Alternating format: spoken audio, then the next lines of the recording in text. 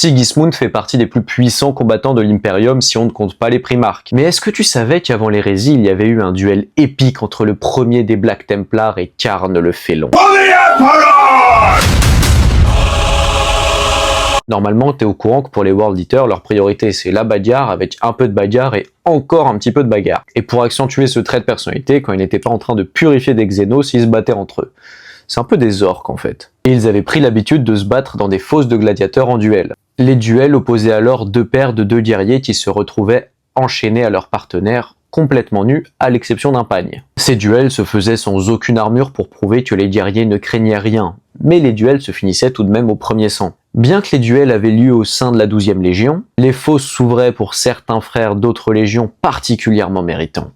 Et quitte plus méritant que Sigismund. Associé avec un World Eater nommé Delvarus, ils formaient un duo véritablement imbattable. Aucun de leurs duels ne durait plus de 30 secondes. Et au-delà d'être imbattable, personne ne s'approchait de leur niveau.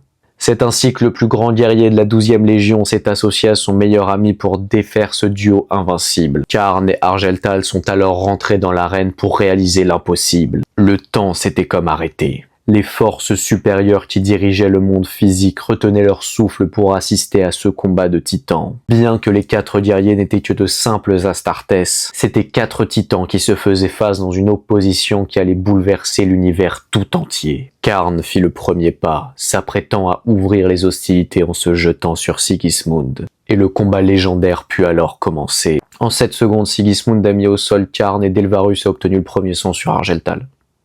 Voilà. Le public avait beau se moquer, les 4 combattants se sont montrés un grand respect après ce duel conclu à la loyale.